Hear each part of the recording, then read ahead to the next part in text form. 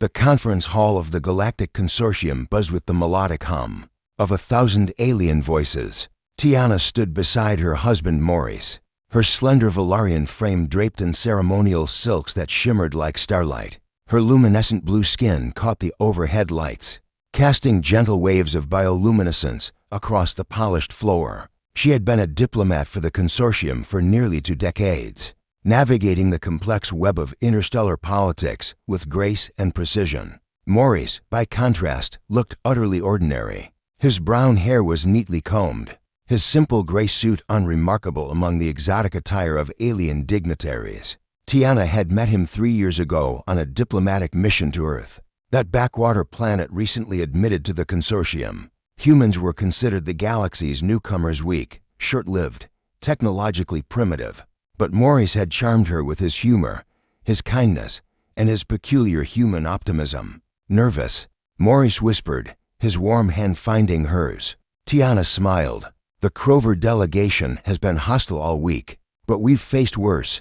She had no idea how prophetic those words would be. The Crover were a warrior race, towering reptilian beings whose empire had dominated 3 sectors for millennia. The delegation leader, War Chief Zelkar, had been openly dismissive of the peace talks, his contempt for lesser species barely concealed. When he took the podium, his scales gleaming like polished obsidian, the room fell silent.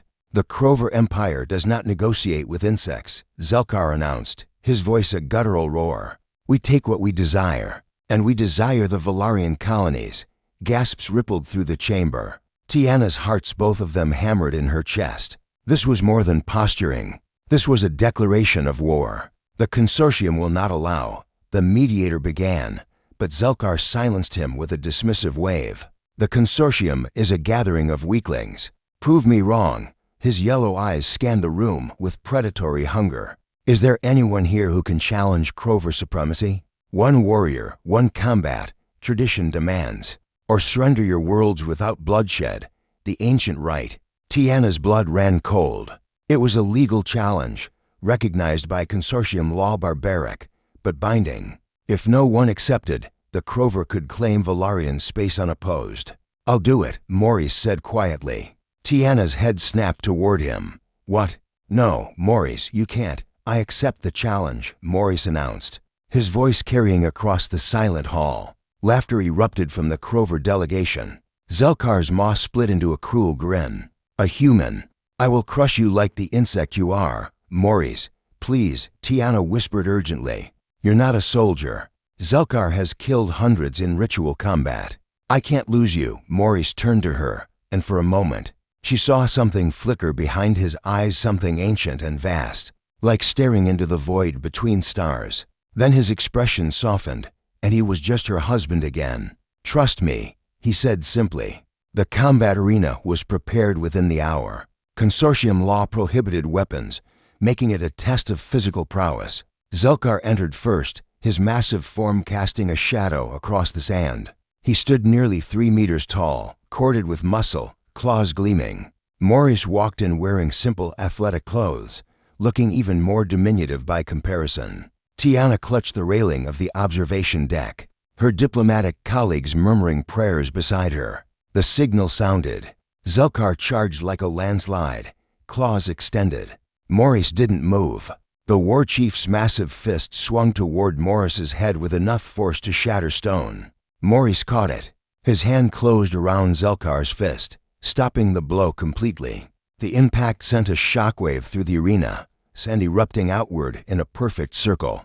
But Maurice stood unmoved, his feet planted firmly.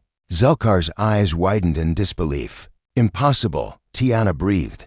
Maurice twisted, and the 3-meter Crover warrior went airborne, slamming into the ground with earth-shaking force. Zelkar roared in fury and pain, scrambling to his feet. He lunged again, all finesse abandoned, pure savage strength unleashed. Maurice moved, not fast, impossibly fast. One moment he was in Zelkar's path, the next he was behind the warrior. Zelkar's momentum carried him crashing into the arena wall. Before the war chief could recover, Maurice was there, his hand pressed gently but firmly against Zelkar's chest. Yield, Maurice said quietly. Never. Zelkar swung wildly. Maurice caught his arm and squeezed. The sound of cracking bone echoed through the arena. Zelkar howled, dropping to one knee. "I said yield," Maurice repeated, his voice still calm, but carrying an edge that made Tiana's skin prickle. "I don't want to hurt you further." What are you?" Zelkar gasped, cradling his broken arm. Maurice released him and stepped back. "I'm human. We're stronger than we look." The arena was silent. Zelkar, pride shattered along with his arm, lowered his head. "I yield." The declaration sent the assembly into chaos. Tiana rushed down to the arena floor, pushing through the crowds of stunned delegates. Maurice met her at the entrance, and she threw her arms around him. "How?" she demanded. "Humans are supposed to be fragile." "You never told me. You never asked," Maurice said with a slight smile. "Humans evolved on a death world, Tiana. Earth's gravity is twice what most species can handle. Our atmosphere would poison half the consortium. We fight against our own planet every day just to survive. But you seem so normal." "I am normal. For a human." He touched her face gently. "We wear gravity suppressors on other worlds to avoid making people uncomfortable. We limit our strength, slow our reflexes. Your medical scanners only see what we let them see. We learned quickly that the galaxy finds us frightening when we don't hold back." Tiana stared at him, understanding blooming like a cold star in her mind. The humans weren't weak newcomers. They were predators, deliberately dulling their edges to fit into galactic society. "Are all humans like you?" she whispered. "More or less. Some are stronger, some faster. But yeah, pretty much." He smiled ruefully.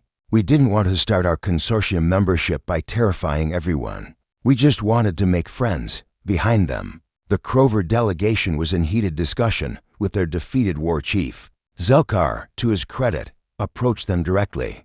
"The Crover Empire will honor the outcome," he rumbled, his voice laced with new respect. "And I will report to my emperor that humanity is not to be underestimated. We'd prefer to be allies," Maurice offered. "Earth has excellent trade agreements available." Zelkar actually laughed, a harsh barking sound. "You are a warrior who seeks peace. A strange combination. But I respect it. Perhaps there is much the Crover can learn from humans." As the delegates dispersed and the crisis diffused into diplomatic channels, Tiana walked with Maurice back to their quarters. She kept studying him, seeing her husband in a new light: the coiled power, the careful restraint, the gentle hands that could shatter stone. "Are you afraid of me now?" Maurice asked softly.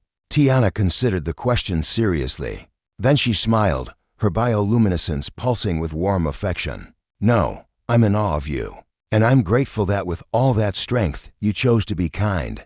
Maurice pulled her close. "That's what makes us human. We know what we're capable of, and we choose better." Above them, through the transparent dome of the consortium station, Earth hung like a blue jewel against the stars, a death world that had forged its children in fire and pressure, teaching them not just to survive, but to protect those weaker than themselves. Tiana had thought she married an ordinary man. Instead, she had married a guardian, a warrior poet from a species that would reshape the galaxy's understanding of strength. And she had never been happier to be wrong.